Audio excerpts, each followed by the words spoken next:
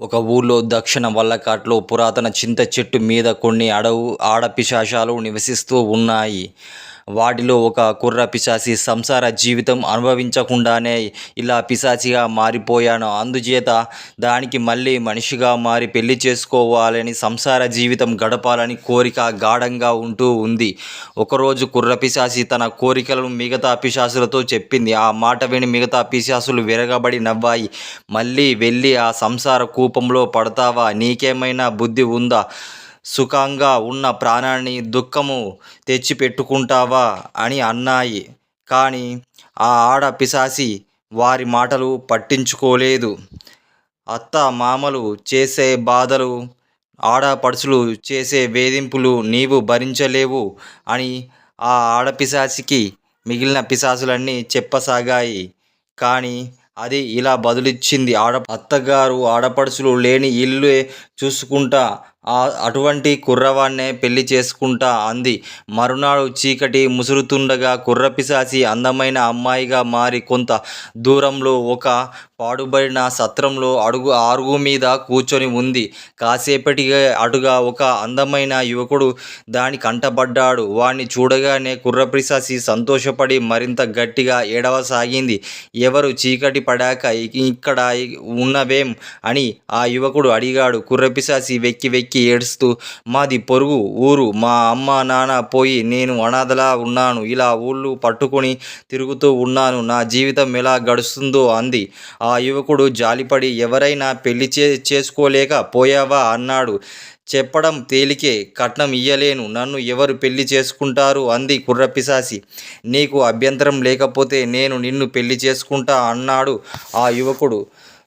నాకు అత్త ఆడపడుచులు ఉండడం అభ్యంతరమే అంది కుర్రపిశాచి. నాకు ఎవరూ లేరు, నేను ఒంటరిని, లంకంత ఇల్లు మాత్రం ఉంది అన్నాడు యువకుడు. అయితే మనము ఇంటికి పోదాం అంటూ కుర్రపిశాచి లేచి నిలబడింది. ఆ యువకుడు ఇల్లు ఊరి మొదట్లోనే ఉంది. మరెవరూ ఆ ఇంట్లో లేరు. వారు మరురోజే పెళ్లి చేసుకుని ఆ ఇంట్లోనే కాపురం ఉంటూ ఉన్నారు. అర్ధరాత్రి వేళ అయింది. తన భర్త నిద్రపోతూ ఉన్నాడు. కుర్రపిశాచి ఇంట్లో నుంచి బయలుదేరి తన పూర్వం నివాసమైన చింత చెట్టు దగ్గరికి వచ్చింది. ఎవరు వచ్చింది? ఎంత ధైర్యము! చీల్చి చెండాడుతా అనుకుంటూ అన్ని పిశాచులలో హంగామా చేశాయి. కుర్రపిశాచి వాటి హడావిడిని చూసి కాసేపు విరగబడి నవ్వి తన అసలు రూపం ధరించింది. అరే నువ్వా? పోల్చుకోలేకపోయాము సుమా. నువ్వు వెళ్ళి పని సానుకూలంగా జరిగిందా అని పిశాచాలు ఆత్రంగా అడిగాయి. అందమైన యువకుడే దొరికాడు. అత్త ఆడపడుచులు ఎవరూ లేరు. పాతకాలపు పెద్ద ఇల్లు అని కుర్రపిశాచి గొప్పలు చెప్పుకుంది. నీ మొగుడు ఎలాంటివాడు? కాపురం ఎలా ఉంది అంది ఒక ఆడపిశాచి. నా మొగుడికేం మాణిక్యం లాంటివాడు. నేనంటే ప్రాణము అడ్డు పెడతాడు. మా కాపురము నిక్షేపంగా ఉంది. మా మధ్య ఎటువంటి అభిప్రాయ భేదాలు లేవు. ఇక నేను వెళ్తాను. ఆయన లేస్తే ఏమైనా అనుకుంటాడు. అసలే కొత్త కాపురం అని అంటూ కుర్రపిశాచి వెళ్ళడానికి హడావిడిగా పడింది. ముందుగా మాకు పెళ్లి విందు పెట్టవా ఏమిటి అని మిగిలిన పిశాచాలు ఆమెను పట్టుకున్నాయి. కుర్రపిశాచి కాసేపు ఆలోచించి, అలాగే, విందు రేపు చేసుకుందాము. చీకటి పడ్డాక మీరంతా మనుషులుగా మారి మా ఇంటికి రండి. మిమ్మల్ని నా స్నేహితురాలుగా పరిచయం చేస్తా. అర్ధరాత్రి నా భర్త తెలియకుండా మనము విందు చేసుకుందాం అని చెప్పి మళ్ళీ ఆ అమ్మాయిగా మారి ఇంటికి తిరిగి వస్తుంది. మరునాడు చీకటి పడ్డాక పిశాచాలన్నీ అమ్మాయిగా మారి కుర్రపిశాచి ఇంటి తలుపు తట్టాయి. కుర్రపిశాచి ఏం ఎరగనట్టు తలుపు తెరిచింది. అరే, అంతా ఒకేసారి కట్టుకుని వచ్చారా అని ఆశ్చర్యపడినట్టు నటించింది. వాళ్ళు తన స్నేహితురాళ్ళు తన భర్తకు పరిచయం చేసింది. తర్వాత ఆమె తన భర్త కోసం, ఈ రాత్రి మీరు కింద పడుకోండి, నేను నా స్నేహితులు మేడ మీద పడుకుంటాం అంది. అందరూ కలిసి మేడ మీదికి వెళ్తారు. అర్ధరాత్రి కావస్తుంది. భర్త మంచి నిద్రలో ఉన్నట్టుగా గమనిస్తుంది. కుర్రపిశాచి చకచక విందు ఏర్పాట్లు ప్రారంభిస్తుంది. ఈ మానవ ఆకారము మోయటము మా వల్ల కాదు అని పిశాచాలన్నీ తమ అసలు రూపాన్ని ధరిస్తాయి. విందు ఏర్పాట్లు పూర్తయ్యాక పిశాచాలన్నీ జుట్టు విరబోసుకొని చప్పట్లు చరుస్తూ కోలాహలంగా నృత్యాలు చేస్తాయి. తర్వాత అవన్నీ విందులో కూర్చుంటాయి. మన గోలకి నీ మొగుడు లేచాడంటే కొంప మునుగుతుంది. ఎందుకైనా మంచిది ఒకసారి కిందికి వెళ్ళి చూసిరా అని ఒక ముసలి పిశాచి కుర్ర పిశాచితో అంది. కుర్ర పిశాచి లేచి మేడ మెట్ల దాకా వెళ్ళి ఆగిపోయి కెవ్వు అని అరిచింది. కింద ఆవరణంలో సుమారు 30 మగ పిశాచాలు నృత్యం చేస్తూ ఉన్నాయి. విందుకు అంతా సిద్ధముగా ఉంది. తాను పెళ్లాడినది తనలాంటి ఒక కుర్ర మగ పిశాచిని అని ఆమె గ్రహించింది. దానికి మండిపోయిన ఆమె ఆడపిశాచులన్నీ కూడా గట్టుకొని నృత్యం చేస్తున్న మగ పిశాచుల మీద ఒకేసారి పడి పిశాచాలన్నీ అరుస్తూ గీరుకుంటూ రక్కుకుంటూ నానా బీభత్సవం చేసి పెళ్లి విందు కూడా కాకుండా ఎవరి నివాసానికి వారు వెళ్ళిపోయారు. ఈ అనుభవం తర్వాత కుర్ర పిశాచికి మళ్ళీ ఏనాడు పెళ్లి మాట తలపెట్టలేదు. వాణి వర్మలకు సంతానం లేదు. వాళ్ళు చాలా మంచివాళ్ళు. ఆ ఊళ్ళో మంచితనాన్ని గురించి చెప్పుకునేవారు వారి గురించి. ఒకరోజు రాత్రి పెద్ద వర్షం పడుతుంది. వాణి వర్మ భోజనానికి కూర్చుండగా ఎవరో దడదడ తలుపు చప్పుడు తట్టారు. తలుపు తీసి చూస్తే వర్షం కురుస్తూ ఉంది. తడిసి ముద్దైన ఉన్న యువ దంపతులు కనిపించారు. పట్నానికి బయలుదేరేది ఉంది. వర్షం బాగా పడుతుంది. ఈ వర్షంలో చిక్కుపడి ఇక్కడ ఉండిపోయాము. ఈ రాత్రి మీ ఇంటి దగ్గర ఉండనివ్వండి అని అడిగారు. లోపలికి రండి అంటూ వాణి వాళ్ళను ఆహ్వానించింది. భోజనము పెట్టి పడకలు ఏర్పాటు చేసింది. వాళ్ళు తిన్నాక అన్నం కొద్దిగా మిగిలింది. దాన్ని వాణి తన భర్తకు తినమని చెప్పింది. మళ్ళీ వండడానికి పుల్లడు కూడా లేవు, తడిసిపోయాయి. ఇద్దరము సిరిసగము తిందామని వర్మ పట్టుబట్టాడు. ఇద్దరు కబుర్లు చెప్పుకుంటూ చెరి కాస్త తిని పడుకున్నారు. తెల్లవారింది. ఎవరో ఏడుస్తున్నట్టు వాళ్ళు ఉలిక్కిపడి లేచారు. వీధి తలుపులు తీసి ఉన్నాయి. గుమ్మంలో రాత్రి వచ్చిన మనిషి కూర్చొని వెక్కి వెక్కి ఏడుస్తూ ఉంది. వాణి వర్మ నిర్ఘాంత పోయారు. ఆమె ఏడుపులకు కారణం ఏమిటి అని అడిగారు. నా కాపురము గంగపాలైపోయింది. రాత్రి ఈ ఇంటికి రాకపోయినా బాగుండేది. రాత్రి నా భర్త మీ అన్యోన్యత చూసి నువ్వు ఎప్పుడైనా నన్ను ఇలాంటి ఇల్లాలిగా ప్రేమించావా? భర్త ప్రేమించలేని భార్య నాకు దేనికి అని ఎందుకని చెప్పి వెళ్ళిపోయాడు. మొండి మనిషి మళ్ళీ తిరిగిరాడు అన్నది బెంగతో. ఆమె పేరు చంద్రావతి. వర్మ ఆమె భర్త కోసం ఆత్రంగా ఊరంతా వెతికాడు. ఎక్కడా అతని జాడ కనబడలేదు. నాకు తెలుసు ఆయన రాడు, నాకింకెవ్వరూ లేరు, లోతైన బావి చూసుకుంటా దూకేస్తా అంటూ చంద్రమతి మళ్ళీ ఏడ్చింది. ఆమె స్థితిని చూసిన భార్యాభర్తలు మనసులో కరిగిపోయారు. మగవాడి మంచితనం మీదే ఆడదాని సుఖం ఆధారపడి ఉన్నది. నువ్వు ఏమీ బాధపడకు. నీ భర్త మనసు మారి తిరిగి వచ్చేదాకా నువ్వు మా ఇంట్లోనే ఉండు అన్నారు. అది మొదలుకొని చంద్రమతి వాళ్ళ ఇంట్లో మనిషిగా ఉండి పోయింది. ఆమె చాలా మెత్తని మనిషిగా కనబడుతుంది. రాత్రి వంట ఆమె చేసేది. నెల రోజులు గడిచాయి. వర్మ చిన్ననాటి స్నేహితుడు మురారి 4 రోజులు ఉండిపోవడానికి వచ్చాడు. అతడు 2-3 నెలలకొకసారి అలా వస్తూ ఉండేవాడు. కిందటిసారి వచ్చినప్పుడు చంద్రమతి లేదు. అతడు ఆమె విషయమంతా వర్మ నుంచి తెలుసుకున్నాడు. ఆ రాత్రి అందరిలాగే చంద్రమతి అతనికి భోజనం వడ్డించింది. భోజనం అయ్యాక మురారి బయట వరండాలో మంచం వేసుకొని పడుకున్నాడు. కానీ అతనికి చాలా సేపటిదాకా నిద్ర పట్టలేదు. అర్ధరాత్రి వేళ నిద్ర పడుతుండగా ఏదో అలికిడి అయి మెలకువ వచ్చింది. చంద్రమతి చేతిలో దీపం పట్టుకొని చిన్న వంటింటి తలుపు తీసి వంటింటి అవతల కిటికీ నుంచి ఎవరో తిట్టినట్టు వినిపిస్తూ ఉంది. మురారి చంద్రమతి ప్రవర్తనకు కిటికీ చప్పుడు అనుమానం కలిగింది. ఆమె వంటగదిలోకి వెళ్ళగానే అతను చప్పున లేచి చిన్న కిటికీలో నుంచి వంటగదిలోకి చూశాడు. చంద్రమతి ఒక గిన్నెలో అన్నం, కూర, పులుసు, పెరుగు అమర్చి కిటికీలో నుంచి లోపలికి వచ్చిన చేతులకు అందించింది. ఇంకా ఎన్నాళ్ళు ఈ అర్ధరాత్రి భోజనాలు?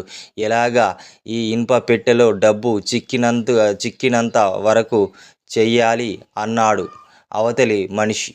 చీకటిలో ఉన్న కారణంగా చేత ఆ మనిషి మురారికి కనిపించలేదు. ఇప్పుడిప్పుడే వీళ్ళు నా మీద నమ్మకం కలుగుతూ ఉంది వీళ్ళకి.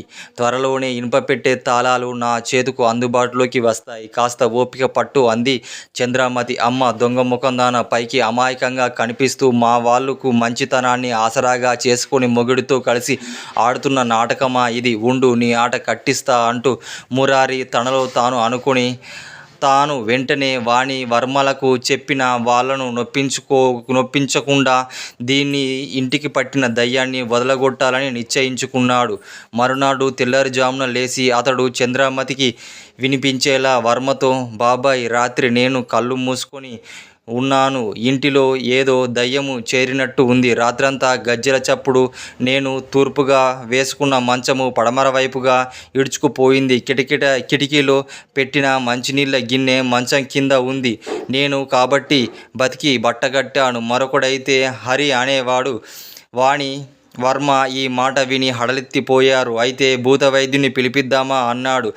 మీరేం కంగారు పడకండి, ఎటువంటి దయ్యాన్నైనా నేను వదలగొడతా అని మురారి వాళ్లకు ధైర్యం చెప్పాడు. మరునాడు రాత్రి అతడు బజారులోకి కొన్ని గజ్జెలు పక్కన పెట్టుకొని అప్పుడప్పుడు చప్పుడు చేస్తూ ఉన్నాడు. తర్వాత అతడు తలగడ మంచం మీద నిలువుగా అమర్చి వాటి మీద దుప్పటి కప్పి పెరటి వైపుగా వెళ్ళి వంటింటి కిటికీ చప్పుడు చేశాడు. చాలాసేపటికి ఎలాగో ధైర్యం తెచ్చుకుని చంద్రమతి ఈ గిన్నెలో అన్నీ సర్దుకొని మురారి చేతులకు గిన్నెను అందించింది. మురారి చప్పున ఇంట్లోకి వచ్చాడు. ఆ గిన్నె చంద్రమతి మంచం మీద పెట్టి మంచానికి ఇంకో పక్కన ఇడ్చేసి ఏమీ ఎరగనట్టు తన మంచం మీద పడుకుంది. చంద్రమతి గిన్నె కోసం కొంతసేపు చూసింది. కిటికీ సమీపించిన బయట తన భర్త జాడ కనబడలేదు. వంటగది తలుపులు మూసిన తన గదిలోకి వెళ్ళి కెవ్వుమని కేక పెట్టింది. ఆ కేకకు వర్మ, వాణి ఉలిక్కిపడి లేచి చంద్రమతి దగ్గరికి పరిగెత్తుకుంటూ వచ్చారు. అప్పుడే లేచినట్టుగా మురారి కూడా వచ్చాడు. చంద్రమతి బెదిరిపోయింది. దయ్యము ఉంది అన్నమాట నిజమే. నాకు గజ్జెల చప్పుడు వినిపించాయి. ఆ వైపు ఉన్న మంచం ఈ వైపుకు వచ్చింది. దానితో అదురుగా లేచాను. ఇదిగో వంటింటిలో ఉన్న ఈ గిన్నె నా మంచం కిందికి వచ్చి ఉంది. భయపడకండి, త్వరలోనే ఈ దయ్యం భరతం పడతా అన్నాడు మురారి. 2 రోజుల పాటు రాత్రి గజ్జెల చప్పుడు చేస్తూనే ఉన్నాడు. అందుకే తన భర్త వంటింటి కిటికీ చప్పుడు చేస్తున్న చంద్రమతి గది విడిచి బయటకు రాలేదు. భయపడింది. రోజు రాత్రి మురారి బయటనే పొంచి ఉన్నాడు. చంద్రమతి భర్త పెరటి దోవన రాబోతుండగా తాను అదే దారిగుంట వెళ్ళబోతూ వాడిలాగా అతనికి ఎదురుగా నడుస్తూ, నా చెల్లెలు ఇంత ద్రోహం చేస్తుందా, నేను చూస్తాను అన్నాడు. చంద్రమతి భర్త బయటనే నిలబడి ఏం జరిగిందండి అని అనుమానంగా అడిగాడు. ఇంకా ఏం జరగాలంటే ఈ ఇంట మా బావగారు, మా చెల్లెలు, పిల్లలు లేరు. ఈ ఇంట్లో ఎవరో మొగుడు వదిలేసిన మనిషి ఎలాగో వచ్చి చేరింది. ఇప్పుడు మా బావ ఆవిడ్ని పెళ్లి చేసుకుంటాడట. ఆవిడ కూడా అందుకు సిద్ధంగా ఉంది అంటూ విసుక్కుని వెళ్ళిపోయినట్టుగా వెళ్ళి వీధి తోవలో వీధి తలుపు నుంచి మళ్ళీ లోపలికి వచ్చాడు. తన మంచం మీద పడుకొని నిద్రపోయారు. మురారి చెప్పిన మాటలు మీద చంద్రమతి భర్తకు నమ్మకం కుదిరింది. ఎందుకంటే 3 రోజుల నుండి ఆమె అతనికి కిటికీ తెరవడం లేదు. తెల్లవారగానే అతను వచ్చి వర్మతో, నేను బుద్ధి గడ్డి తిని నా భార్యను ఇక్కడికి వదిలేసి వెళ్ళాను. ఆమె నాతో పంపేయండి అన్నాడు. దయ్యం భయంతో హడలెత్తిపోయిన చంద్రమతి తన మొగుడి వెంట సంతోషంగా వెళ్ళిపోయింది. ఆమె వెళ్ళినందుకు ఇంట్లో బోసిగా ఉందని వాణి వర్మలు బాధపడుతుంటే దయ్యం వదిలిందని సంతోషించక బాధపడుతున్నారా అంటూ మురారి జరిగిన సంగతి వాళ్లకు చెప్పి వాళ్ళ వద్ద సెలవు తీసుకొని అతను వెళ్ళిపోయాడు. ఊరి చివర ఉన్న శ్మశానంలో అనేక పిశాచాలు ఉండేవి. వాటిలో అనుభవం గల ఒక వృద్ధ పిశాచం ఉండేది. ఇతరుల పిశాచాలు ఏ సమస్యకు ఏర్పడినా సలహా ఇస్తూ ఉండేది. ఒకరోజు ఓ వృద్ధ పిశాచి అడవిలో చాలాసేపు తిరిగి ఒక పాడుబడిన దిగుడు మెట్ల బావి మీద కూర్చొని ఉంది. ఎవరు నా స్థలంలో కూర్చొని ఉన్నారు అన్న మాట విని వృద్ధ పిశాచి తల ఎత్తి చూసింది. ఒక ఆడపిశాచి చూసి, ఇది నీ చోట అయితేనేం విశాలంగా ఉంది గట్టు, నువ్వు కూడా వచ్చి కూర్చో అంది. ఆడపిశాచి వృద్ధ పిశాచితో పక్కన కూర్చొని, నేను ఇటుగా ఉన్న శ్మశానంలో ఉంటాను. పిశాచాలకు ఏ సమస్య వచ్చినా నన్ను సలహా అడుగుతూ ఉంటారు అంటూ వృద్ధ పిశాచి తనను తాను ఆడపిశాచికి పరిచయం చేసుకుంది. వెంటనే ఆడపిశాచి ఉత్సాహం వచ్చినట్టు కనబడింది. నాకు ఒక సమస్య వచ్చి పడింది. బుర్ర బద్దలు కొట్టుకుంటున్నాను. అప్పటి నాకు సమస్యకు పరిష్కారం తోచడం లేదు. కాస్త సహాయం చెయ్యు అంది. వృద్ధ పిశాచి అది తన సమస్య గురించి వివరించింది వృద్ధ పిశాచికి. అది ని ఆ ఆడపిశాచి నివసిస్తున్నది ఒక మర్రి చెట్టు. అది చాలా దగ్గరలో ఉంది. పాడుబడిన ఇల్లు అక్కడ ఒకటి ఉంది. నెల క్రితం ఆ ఇంటి దగ్గర ఒక సంగీత మాస్టరు ఆక్రమించుకొని ఉన్నాడు ఆ ఇంట్లో. ఊళ్ళో నుంచి చాలామంది అబ్బాయిలు, అమ్మాయిలు తన వద్దకు వచ్చి రోజంతా సంగీత సాధన చేస్తూ ఉన్నారు. ఇంతకాలం ప్రశాంతంగా జీవిస్తున్న ఆడపిశాచికి ఈ గోల దుర్భరంగా ఉంది. ఎలాగైనా ఆ సంగీతం మాస్టర్ను ఆ ఇంటి నుంచి వెళ్ళగొట్టి అంది ఆడపిశాచి సమస్య. అంతా విన్న వృద్ధ పిశాచి, ఇదో ఒక సమస్య ఏమిటి? ఇంతకన్నా కఠినమైన సమస్యలన్నీ పరిష్కరించాను. నువ్వు ఇలా చేశావంటే నీ సమస్య తీరిపోతుంది అంటూ ఆడపిశాచికి ఏదో సలహా ఇచ్చింది. ఆడపిశాచి ఈ సలహా అమితంగా సంతోషించి ఆ రాత్రి సంగీతం మాస్టర్ ఇంటికి పోయి గండు పిల్లిగా మారి వికృతంగా అరుస్తూ కిటికీలో నుంచి సంగీతం మాస్టరు గదిలోకి దూకింది. ఈ గోడతో సంగీతం మాస్టారు నిద్రలేచి గండు పిల్లిని కాస్త పిశాచిగా మారడం చూసి ధైర్యం కూడబెట్టుకుని, ఎవరు నువ్వు? ఈ వేళకు ఇక్కడికి నీకేం పని అని అడిగాడు. పిశాచి విరగబడి నవ్వి, నేను బహుచెడ్డ పిశాచిని, కోరిన రూపం దాల్చగలను, నీ ఇంట్లో తిరుగుతుంటాను అని చెప్తూ ఉండేసరికి అది గబ్బిలంగా మారిపోయింది. గదంతా కలయ తిరుగుతుంది ఎగురుకుంటూ. నీకు పుణ్యం ఉంటుంది. ఇంతకు ముందులాగా పిల్లిలాగానే ఉండు. ఇల్లంతా తిరుగుతూ ఎలుకల బాధ చాలా ఎక్కువగా ఉంది. తర్వాత బల్లిగా మారి దోమల్ని తినేయి అన్నాడు సంగీతం మాస్టరు. ఆడపిశాచి రోషంగా నాకు అంతకన్నా పనేం లేదా అనుకుంటూ అక్కడి నుంచి వెళ్ళిపోయింది. అది మరునాడు బావి గట్టున వృద్ధ పిశాచి కలుసుకొని, నీ పథకం పారలేదు. వాడు మహా గట్టి పిండంలా ఉన్నాడు. ఒక ఎత్తు పారకపోతే ఇంకో ఎత్తు పారుతుంది అంటూ వృద్ధ పిశాచికి ఆడపిశాచి మరో ఉపాయం చెప్పింది. అది పారవచ్చు అని ఆడపిశాచికి తోచింది. ఆ పథకం ప్రకారం ఆడపిశాచి సంగీతం మాస్టర్ ఇంటి కప్ప మీద పెంకులన్నీ పీకి కింద పారేసింది. ఆ చప్పుడుకు సంగీతం మాస్టర్ నిద్రలేచి బయటకు వచ్చి, ఆ పెంకులో పీకింది ఎవరు అని అడిగాడు. నేనే పిశాచిని, ఏదో ఒకటి చేయకపోతే నాకు తోచదు అంటూ ఆడపిశాచి గాలిలో పల్టీలు కొట్టింది. ఆటలు తర్వాత చేద్దువు, ముందు పనిచేయు.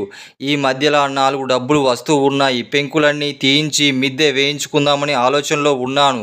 తెల్లారి సరికల్లా పెంకులన్నీ తీయడం పూర్తి చెయ్యు అని బయట ఒక చెట్టు కింద పడుకొని గుర్రు పెట్టసాగాడు. సంగీతం మాస్టారు నా చేత కూలి పని చేయించుకుంటా ఉన్నాడు అని ఇతరు మొండివాడు అనుకొని పిశాచి గుడ్లగూపగా మారిపోయి అరుసుకుంటూ బావి దగ్గరికి ఎగిరిపోయింది. మంచి ఉత్సాహంగా ఉన్నట్టున్నావు సంగీత మాస్టారు, ఈ దెబ్బకు వెళ్ళగొట్టావా అని వృద్ధ పిశాచి అడిగింది. నా మొహము, నన్ను వాడే వెళ్ళగొట్టేటట్టు ఉన్నాడు అని ఆడపిశాచి అంది. తన 2 పథకాలు వృధా అయిపోవడంతో వృద్ధ పిశాచికి అనుమానం కలిగింది. అది ఆడపిశాచికి 3వ పథకం కూడా చెప్పింది. దాని ప్రకారం ఆడపిశాచి మరునాడు రాత్రి నిద్రపోతున్న సంగీతం మాస్టరు తట్టి లేపింది. మళ్ళీ ఎందుకు తగలడ్డావు? బంగారం లాంటి నిద్ర చెడగొట్టావు అన్నాడు సంగీతం మాస్టారు. నువ్వు మర్యాదగా ఈ ఇల్లు వదిలేసి వెళ్ళు. ఈ ప్రాంతమంతా నాది. ఎన్నాళ్ళగానో నేను ఇక్కడ ప్రశాంతంగా బతుకుతూ ఉన్నాను. నువ్వు వచ్చినాక నీ కఠోరమైన సంగీతము నాకు శాంతి భంగపరిచావు అంది ఆడపిశాచి సూటిగా. మహా బాగా చెప్పావులే. ఎంతో కాలం నేను అద్దెకు కూడా ఇల్లు సంపాదించలేకపోతున్నాను. సంగీతం మాస్టర్ కావడం వల్ల నాకు ఎవరు అద్దెకు ఇవ్వలేరు. నా అదృష్టం కొద్దీ ఈ ఇల్లు తేరగా దొరికింది. శిష్యులు బాగా వస్తున్నారు. అందుచేత నేను ఈ ఇల్లు వదిలే ప్రశ్నే లేదు. నువ్వే మరెక్కడైనా వెళ్ళిపో, నేను అభ్యంతరం చెప్పను అని సంగీతం మాస్టరు స్పష్టంగా చెప్పి అటు తిరిగి పడుకున్నాడు. ఆడపిశాచి ముఖం దమ్మిడి అంతా అయింది. తీరిగ్గా కూర్చొని సలహాలు చెప్పడం సులభమే. ఎవరి సమస్య వారే స్వబుద్ధితో పరిష్కరించుకోవాలి. అలా చేస్తేనే ఉత్తమం అనుకుని ఉంది. మరునాడు తనకొక ఆలోచన వచ్చింది. ఆ రాత్రి ఆడపిశాచి సంగీత మాస్టర్తో, రేపు రాత్రి నుంచి నాకు సంగీతం నేర్పు, అలా కాదంటే ఉదయమే అందరితో పాటు కూర్చుని సంగీత సాధన చేస్తా అంటూ నమ్మకం కలిగేట్టుగా ప్రాధేయపడింది. సంగీత మాస్టరు దడుచుకున్నాడు. ఉన్నాడు. ఇప్పుడిప్పుడే అతనికి కాస్త పేరు డబ్బులు వస్తున్నాయి. తాను పిశాచాలకు సంగీతం నేర్పుతున్నట్టు తెలిసిందంటే విద్యార్థులు రారు. సరే కదా, ఊర్లో ఉన్న వాళ్ళు కూడా తనను ఊరి నుంచి తరిమివేస్తారు. అందుచేత సంగీతం మాస్టరు ఆ రాత్రి తన మూట ముల్లి సర్దుకొని తెల్లవారగానే ఊరు అవతలి వైపు మరో ఇల్లు అద్దెకు తీసుకొని ఆడపిశాచికి ఉన్న సమస్య తీరిపోయింది.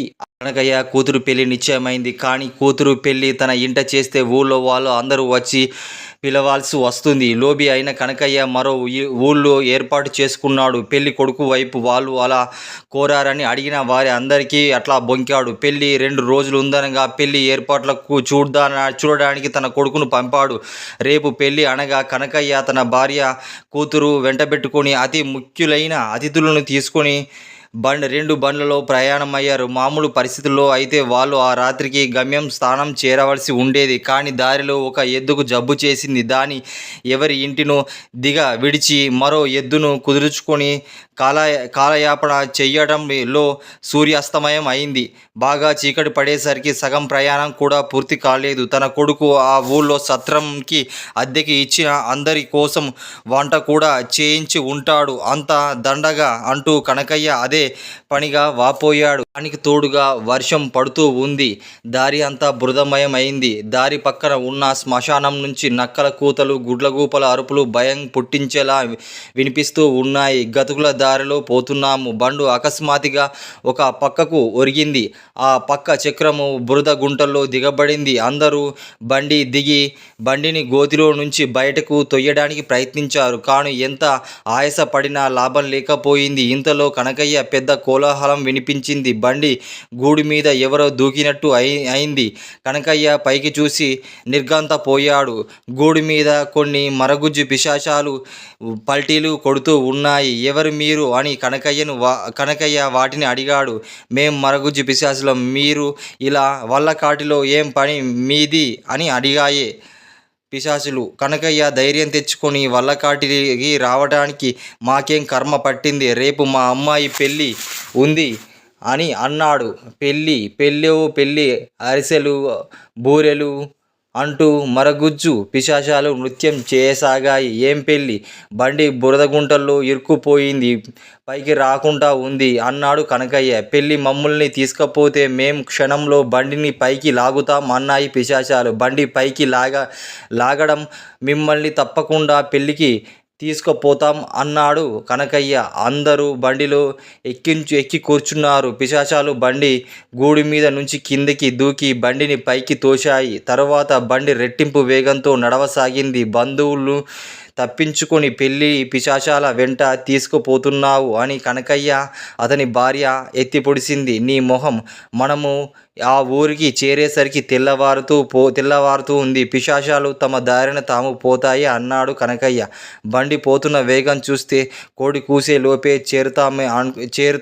చేరటట్టే ఉన్నాము. అప్పుడేం చేస్తావని ఈ పిశాచాలకు అతిథులుగా మర్యాదలు చేయడం నా వల్ల కాదు. అదేదో నువ్వే చూసుకో అన్నది కనకయ్య భార్య.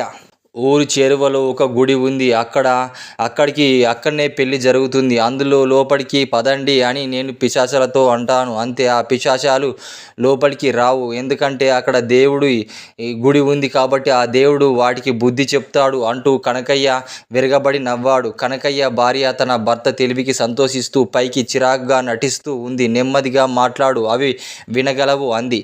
తర్వాత వాళ్ళు నిద్రపోయి ఉన్నారు. ఏదో ఒక కుదుపుకు మెల్లగా మెలకువ వచ్చింది. పూర్తిగా తెల్లారినట్టు ఉంది. కనకయ్య బండి కుదుపుకు ఒళ్ళంతా హూణమై నిద్రలో నుంచి బండి క్రిందకు దిగి అటు ఇటు చూశాడు. బండి ఇంకా రాత్రి దిగబడిన గోతిలోనే ఉంది. నువ్వు నన్ను అనవసరంగా వాగించావు. నా మాటలు విని పిశాచాలు బండిని తెల్లవార్లు గుండ్రంగా తింపి మళ్ళీ గోతిలోకి తోశాయి అని కనకయ్య భార్యను తప్పుబట్టాడు. అనంతయ్య చాలాసేపు తలుపు బాదాక అతడి భార్య అరుంధతి ఆవలిస్తూ వచ్చింది. తలుపు తెరిచింది. అరుగు మీద నుంచి ఆకాశం వైపేసి చూస్తూ ఇంత అర్ధరాత్రి వచ్చారేమిటి అంది. ఆ ఉదయము అనంతయ్య పనిమీద పొరుగు ఊరికి వెళ్ళాడు. మరునాడు వస్తా అని భార్యకు చెప్పాడు. కానీ అతని పని త్వరగా అయిపోవడంతో సాయంకాలమే బండి మీద బయలుదేరాడు. సగం దూరం వచ్చిన తర్వాత బండి బురదలో దిగబడిపోయింది. అక్కడ నుంచి నడిచి వచ్చేసరికి ఈ వేళ అయింది అంటూ అనంతయ్య విసుగ్గా లోపలికి వచ్చాడు. అతనికి కాళ్ళు కడుక్కోమంటూ అరుంధతి సాయంత్రము కనకయ్య పెళ్ళంతో పెద్ద రచ్చ చేసింది. మన పిల్లి వాళ్ళింట్లో పాలు తాగిందంటూ నువ్వు వచ్చాక కనకయ్య పంపి నీపై లొల్లి పెట్టుమని అతని భార్య అంది. అనంతయ్య ఇంటి వెనకాల వైపుగా ఉన్నది కనకయ్య కుటుంబం. ఆ కుటుంబానికి ఈ కుటుంబానికి మధ్య పచ్చగడ్డి వేస్తే బగ్గుమంటుంది. కనకయ్య కోతలకేం గాని ముందు నాకు వడ్డించు అన్నాడు అనంతయ్య. అరుంధతి నాలుక ఖర్చుకుంది. వండిన వంట ఆమె మెతుకు మిగలకుండా తినివేసింది. ఆ సమయానికి ఇంట్లో కూరగాయలు ఏమీ లేవు. ఆమె ఈ సంగతి భర్తకు చెప్పి నువ్వు రాత్రికి తిరిగి వస్తావని నేను అనుకోలేదు, ఇప్పుడేం చేయమంటావు అంది. ఆ మాటలు విని అనంతయ్య అగ్గి మీద గుగ్గిలమైపోయాడు. చాలా దూరం నడిచి రావడంతో అతనికి ఆకలి కరకరమంటుంది. సోలెడు బియ్యము చెప్పున చర్చి తగిలేస్తా పోలే, ఏం కూరగాయలో ఏదో ఒక కూరగాయ అతనికి అండేస్తే పోలే అనుకుంటూ ఉంది అతని భార్య. అనంతయ్య చిరాకు పడుతూ ఉన్నాడు. అరుంధతి తటపటలాడిస్తూ చిన్న జాడీలు తీసి కూరగాయలు అయిపోయాయి. పెద్ద కూరగాయలు జాడి అటక మీద ఉంది.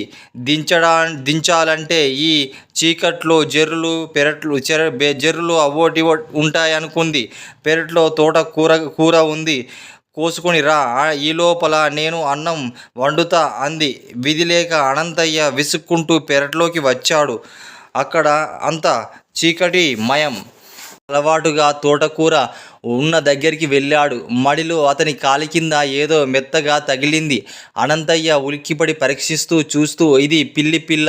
4 రోజుల క్రితమే అనంతయ్య వాళ్ళ పిల్లికి 4 కూనలు పెట్టింది. అందులో తెల్ల పిల్లి అతడి కాలి కింద పడిందన్నమాట. అనంతయ్య దాన్ని కదిలించి చూస్తే అది చచ్చిపోయినట్టు తెలుసుకున్నాడు. అతడి ప్రాణము కడబెట్టినంత పనైపోయింది. పిల్లి చచ్చిన పాపము పట్టి పీడిస్తుంది. పాప పరిహారం కోసము చేయవలసిన తంతు ఇల్లు గుల్లైపోతుంది. అరుంధతి ఇలాంటి వాటిల్లో పట్టింపు చాలా ఎక్కువ. గుట్టు చప్పుడు కాకుండా మడిలో దీన్ని పాతిపెట్టి గట్టిగా చెంపలు వేసుకుంటా కొంతవరకు పాపం పరిహారం అయిపోతుంది అని అనంతయ్య అనుకున్నాడు. అరుంధతి వంటగదిలో ఉంది. అనంతయ్య చప్పుడు కాకుండా తోటకూర మడిలో నుంచి తెంపుకొని వచ్చాడు. పిల్లిని గొయ్యి తవ్వి దాన్ని పాతిపెట్టాడు. తోటకూర తీసుకుని ఇంటిలోకి వచ్చాడు. తోటకూర కొయ్యగానే నీకు ఇంతసేపు పట్టిందేమిటి? నేను మాత్రం వంట చిటికె వేస్తే చెయ్యాలి అని భర్త సాధిస్తూ తోటకూర పులుసు కాసింది అరుంధతి. అయితే ఆ రాత్రి పెరట్లో ఏదో శబ్దము చూడగా వచ్చిన కనకయ్య భార్య చీకట్లో అనంతయ్య తోటకూర మడిలో తవ్వుతూ ఉన్నాడు. అది చూసి ఆమె ఆశ్చర్యపోయింది. ఈ వార్త చెప్పేందుకు గదిలోకి వెళ్ళి భర్తను గట్టిగా తట్టి లేపింది. అర్ధరాత్రి ఏం కొంప మునిగింది, నిద్ర లేపావు అంటూ కనకయ్య కళ్ళు తెరిచి ఒళ్ళు విరుచుకున్నాడు. లే మన కొంప నిండబోతుంది. అనంతయ్య తోటలో మడిలో తవ్వి బంగారమేమో డబ్బు ఏమో దాచిపెడుతున్నాడు. ఊళ్ళో దొంగల భయం బాగా ఎక్కువ ఉంది కదా. వాళ్ళు పడుకోగానే నువ్వు గుట్టు చప్పుడు కాకుండా గోడ మీద నుంచి దూకిపోయి ఆ డబ్బును పట్టుకరా. ఆ విధంగా అయినా వాళ్లకు మంచి శాస్త్రి చెయ్యాలి అంది కనకయ్య భార్య. డబ్బు మాట వినగానే కనకయ్య పూర్తిగా నిద్రమత్తు వదిలిపోయింది. అనంతయ్య దాచినది తవ్వి తీసుకోవడానికి అనంతయ్య చిన్న పెట్టె తీసుకొని బయలుదేరాడు. గోడ దూకి అనంతయ్య తోటకూర మడిలో తవ్వి త్వరలోనే తెలుసుకున్నాడు. గుణపంతో ఆ స్థలాన్ని తిరగదోడుతూ ఉన్నాడు. కనకయ్య కంఠానికి చల్లగా ఏదో తగిలింది. అతడు ఉలిక్కిపడి తల ఎత్తి చూశాడు. పక్కనే నల్లటి దుస్తులతో భయంకరంగా ఉన్న దొంగ కనిపించాడు. కష్టపడి గొయ్యి తవ్వి డబ్బు దాచడానికి అవస్థ పడుతున్నావెందుకు? ఆ పెట్టె నాకిచ్చేయు, శుభ్రంగా చేతులు కడిగేసుకో అన్నాడు దొంగ కరుగ్గా. దొంగను చూసి కనకయ్య కాళ్ళు చేతులు ఆడలేకపోయాయి. బుర్ర మాత్రం చురుగ్గా పనిచేసింది. ఈ దొంగ ఇల్లు తనదని, తాను డబ్బు పాతిపెట్టబోతున్నానని అనుకుంటున్నాడు. ఈ అవకాశం ఉపయోగించుకోవాలి. దొంగ చేత అనంతయ్య ఇల్లు దోయించాలి అనుకున్నాడు కనకయ్య. పోయి తలుపు తట్టి ఆమెను పిలిచి, గొడవ చెయ్యకుండా ఆ నగలేవో పట్టుకరా, నన్ను మాత్రము ఏమీ చెయ్యకు అన్నాడు దొంగతో. నా గొంతు వింటూ తలుపులు తెరుస్తుందా? నీ పెళ్ళాం నువ్వే పిలు. ఆవిడ బయటకు వచ్చాక ఆ నగల సంగతేమిటో నేను చూసుకుంటా అంటూ దొంగ కనకయ్య మెడను పట్టుకొని అతన్ని అనంతయ్య పెరటి గుమ్మం దగ్గరికి లాక్కుపోయాడు. అప్పుడు కనకయ్య దొంగ భయం పోయి మహా సంతోషంగా ఉన్నాడు. అతను పెద్దగా గొంతెత్తి, అరుంధతి త్వరగా రా అంటూ కేక వేశాడు. తలుపు తెరవగానే అతడి భార్యకు ఏమైనా సైగ చేస్తాడేమో అని అనుమానం వచ్చి దొంగ కనకయ్యను పెడగా తోసి తాను తలుపు దగ్గర నిలబడ్డాడు. కనకయ్య మరోసారి అరుంధతి అంటూ గట్టిగా కేక వేశాడు. ఆ కేకకు అరుంధతికి మెలకువ రాలేదు. కానీ అనంతయ్య నిద్రలేచి అర్ధరాత్రి వేళ ఎవరో కేక వేయడం విని అతన్ని పట్టరాని కోపం వచ్చింది. హఠాత్తుగా అతడు కనకయ్య భార్య తన భర్త చేసి నా పనికి అతను నాపై కొట్ట వస్తున్నాడని అనుకున్నాడు. అనంతయ్య పళ్ళు కొరుకుతూ దుడ్డు కర్ర తీసుకుని చప్పుడు కాకుండా పెరటి తలుపులు తెరిచి ఏం జరగబోతుందోనని దొంగ ఊహించే లోపే అతన్ని కనకయ్య అనుకొని దుడ్డు కర్రతో తల మీద బలంగా కొట్టాడు. దొంగ కుయ్యో ముర్రో అనుకుంటూ అక్కడనే కూలబడిపోయాడు. కనకయ్య ఆ దెబ్బ తన నెత్తిగిన పడినంత అదిరిపడ్డాడు. కోపం వస్తే అనంతయ్య ఎదుటికి ఎంతటి సాహసానికైనా వెనుకాడడు. అతనికి తెలిసిపోయింది. అలాంటి వాడితో గిల్లి కజ్జాల కన్నా స్నేహంగా ఉండడం తమకు క్షేమం అనుకున్నాడు. కనకయ్య ఇలా ఆలోచించి సంతోషాన్ని కనబరుస్తూ ఉన్నాడు. బేష్ అనంతయ్య, గజదొంగను అతని వాణ్ణి ఒక్క దెబ్బతో మట్టి కరిపించావు. నీకు గ్రామాధికారి నుంచి పెద్ద బహుమతి రావాల్సి ఉంది అన్నాడు అనంతయ్య. ఈసారి దుడ్డు కర్రను కనకయ్య కేసి గురిచూసి, ఈ వేళ కబుర్లు అలా ఉంచు, ముందు నేను అడిగే దానికి జవాబు చెప్పు. నువ్వు ఈ గజదొంగ వెంట నా పెరట్లోకి ఎందుకు వచ్చావని అడిగాడు. కనకయ్య వణికిపోతూ జరిగిందంతా అనంతయ్యకు చెప్పి, బుద్ధి గడ్డి తిని ఇలా చేశాను, నన్ను క్షమించు అన్నాడు. ఈనాటి నుంచి పాత రోజులు మరిచిపోయి మంచిగా కలిసిమెలిసి ఉందాము అన్నాడు. కనకయ్య అన్నట్టుగానే పెద్ద గజదొంగనే పట్టించినందుకు అనంతయ్యకు గ్రామాధికారి నుంచి 100 వరహాలు బహుమతిగా లభించాయి. ఈ జరిగిన గొడవంతా భర్తతో చెప్పగా విన్న అరుంధతి నవ్వి, ఆ పిల్లి ఏదో జబ్బుతో సాయంత్రం చచ్చిపోయింది. తెల్లవారి పని మనిషి చేత గొయ్యి తవ్వించి పాతిపెడదామని అనుకున్నాను. దానివల్ల నీకు బహుమానం దక్కింది. శత్రువు మిత్రుడయ్యాడు. మరి చచ్చిన పిల్లి ఖననం చేసి పుణ్యము ముట్టినట్టే కదా అంది. రుక్మిణి చంద్రయ్యకు కొత్తగా పెళ్ళయింది. పెళ్లి కాకముందు ఆమె తన తల్లిదండ్రులను చీరలు నగలు అడిగితే రేపు పెళ్ళయ్యాక నీ మొగుడు కొనిస్తాడులే అనేవారు. దానితో ఆమెకు భర్త అంటే కోరికలు తీర్చేవాడు అనే అభిప్రాయం ఏర్పడింది. చంద్రయ్యకు చిన్నప్పటి నుంచే అనాథ. చిన్నయ్య అతన్ని ఒక అవ్వ పెంచి పెద్ద చేసింది. ఆమె చిన్నప్పటి నుంచే చందమామ కథలు, లంక బిందె కథలు, నిధి నిక్షేప కథలు చెప్పి తనకు కూడా ఎప్పటికైనా ఏదైనా నిధి దొరకకపోతుందా అనే భ్రమ కలిగించింది. వాడు అచ్చంగా తన అదృష్టం మీద ఆధారపడి పిశాచాల సహాయంతో నిధులు సంపాదించుకోవాలనుకున్నాడు. వాడి స్నేహం కోసం రహస్యంగా శ్మశానంలో తిరుగుతూ ఉండేవాడు. పెళ్లి కాకముందు ఊళ్ళో ఏదో గదిలో ఉంటూ చంద్రయ్య పెళ్ళి అయిన తర్వాత శ్మశాన సమీపంలో ఒక పాడుబడిన కొంపలో కాపురం ఉన్నాడు. ఇది ఇల్లా వాళ్ళ కాడ ఇదే కొంప, మనం ఊరి మధ్యలో మంచి ఇల్లు కట్టుకుందాం, ఇందులో నేను కాపురం చేయను అంది రుక్మిణి ఆ కొంపను చూస్తూనే. చంద్రయ్య ఆ మాటలు విని ఆశ్చర్యపోయాడు. ఇల్లు కట్టడం అంటే పక్షి గూడు కట్టడం అనుకున్నావా? మనకు ఒక నిధి నిక్షేపం దొరికితే అలాంటివి కట్టుకుందాం అన్నాడు. నిధి దొరకడం అంటే నీళ్ళు దొరకడం అనుకున్నావా అని రుక్మిణి మొగుణ్ణి ఎత్తి పొడిచింది. చూస్తూ ఉండు, నీకే తెలుస్తుంది అన్నాడు చంద్రయ్య. ఆ రాత్రి నుంచి నిద్రలో ఉన్న రుక్మిణి ఉలిక్కిపడి లేచింది. శ్మశానం వైపు నుంచి ఏదో కోలాహలం వినిపిస్తూ ఉంది. ఆమె భర్త నిద్రలేపి ఏమిటో గోల అని అడిగింది. పిశాచాలు లాగా ఉన్నాయి, నేను వాటితో మాట్లాడి వస్తా అంటూ చంద్రయ్య లేచి కూర్చున్నాడు. రుక్మిణి అదిరిపడింది. నీకేమైనా మతిపోయిందా? పిశాచాలతో మాట్లాడడం ఏమిటి? రేపు ఇల్లు ఖాళీ చేసి పోదాం, ఈ గోల నేను భరించలేను అంది. నీ తెలివి తెల్లారినట్టే ఉంది. పిశాచాలతో స్నేహం కోసమే నేను శ్మశానం దగ్గర ఈ ఇల్లు తీసుకున్నాను. అవి అలా అల్లరి చేస్తే గాని నాకు హాయిగా ఉండదు. వాటితో స్నేహం చేసుకొని నిధి నిక్షేపాలు రహస్యంగా తెప్పించుకుంటా అన్నాడు చంద్రయ్య. రుక్మిణి చెప్పి శ్మశానానికేసి వెళ్ళిపోయాడు చంద్రయ్య. శ్మశానం మొదట్లో ఉన్న మర్రి చెట్టు మీద 2 పిశాచాలు కేరింతలు కొడుతూ వెళ్తూ ఉన్నాయి. అవి చంద్రయ్యను చూసి, ఎవరది? ఇక్కడికి రావడానికి నీకెంత ధైర్యం అని అడిగాయి. ధైర్యం కాదు, మీ మీద ఇష్టం, అందుకే మీతో స్నేహం కోరి వచ్చాను అన్నాడు చంద్రయ్య. పిశాచాలు అభ్యంతరం చెప్పలేదు. చంద్రయ్య కొంచెం సేపు వాటితో ముచ్చటించాడు. ఇంటికి తిరిగి వచ్చాడు. భర్త కోసం బిక్కుబిక్కుమంటూ ఎదురు చూస్తుంది రుక్మిణి. పిశాచాలు కనిపించాయా? నిధి నిక్షేపాల మాట చెప్పయ్యా అని అడిగింది. అప్పుడేనా మా స్నేహం కాస్త గట్టిపడనియ్యు అన్నాడు చంద్రయ్య.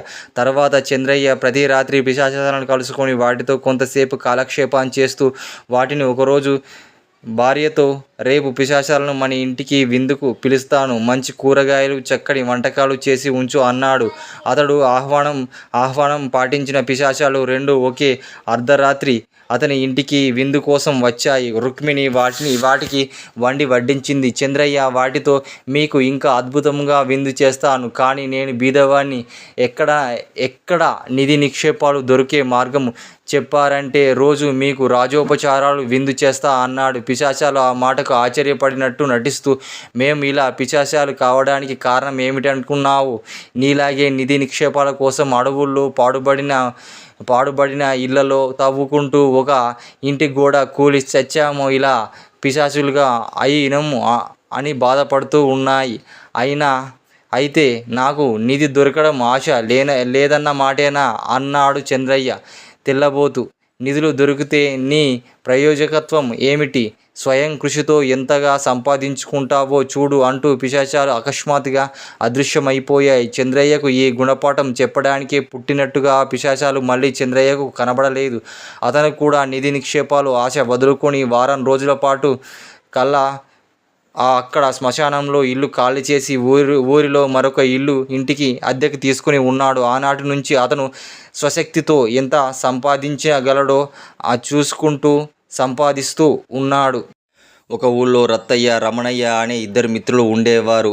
ఇద్దరికి నా అనేవాళ్ళు ఎవరూ లేరు. ఇద్దరు చిన్నతనం నుంచి కలిసికట్టుగా ఒకే కొంపలో ఉండేవారు. వాళ్లకు ఒక పని అంటూ లేదు. బుద్ధి పుట్టినప్పుడల్లా అడవికి వెళ్ళి కట్టెలు కొట్టుకొని తెచ్చి అమ్మేవారు.